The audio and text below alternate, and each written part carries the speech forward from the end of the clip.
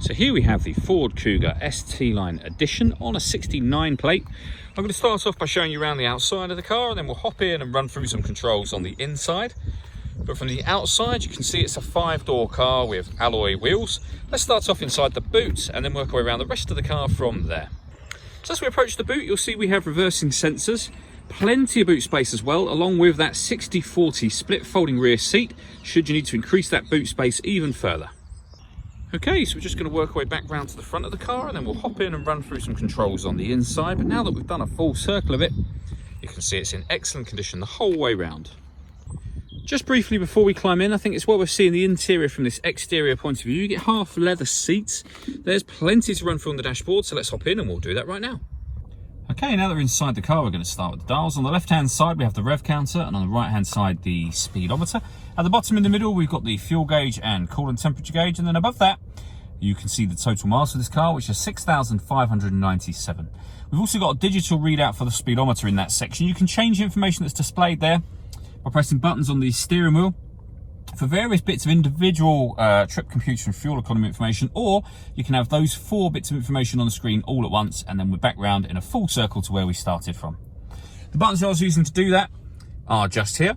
Beneath that, we've got cruise control and speed limiter. Over on the right hand side, we have stereo and phone controls, including voice activation for the phone. So hit that button in the middle, ask it to dial anyone in your contacts list, and it will do that for you without you having to take your phone from your bag or pocket. That is, of course, once you paired it up. And that is done over on the central screen just here. Add pair Search for your vehicle on your device and select it once it is found. Just follow the instructions on screen from there. It's very easy to do. You'll see this car's got satellite navigation. There's a full video showing how that works on both our website and our YouTube channel. And when it comes to music, we have AM, FM and DAB radio, a CD player, Bluetooth audio, and we've got 2 separate USB inputs as well. So if you plug devices into those, they will also appear up on screen. Working our way down from that, we have dual zone climate control. So you can adjust the passenger and driver temperatures, the fan speed up and down. You can determine where you'd like the air to be distributed. Then when you're happy with those settings, air conditioning is turned on like that and off again by pressing the same button, or hit auto and the car will now maintain those temperatures by taking control of the fan speed and the direction of the air.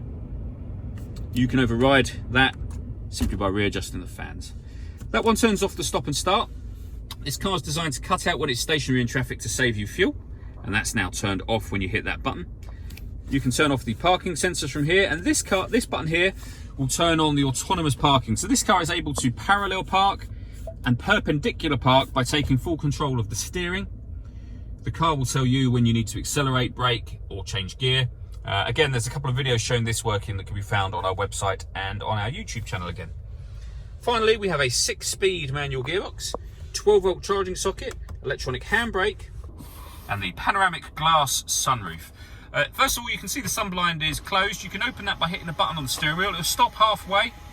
Press that button again, and it'll open all the way to the back of the rear seat. Obviously, that lets in a huge amount of light, but if you want to open the front section, you can do. Just hit that button and the front section will slide open. All that leaves me to say is thank you for taking the time to watch this video. If you'd like to come and see the car in person and have a test drive, please feel free to call any of our MJA sites. We'd love to hear from you soon.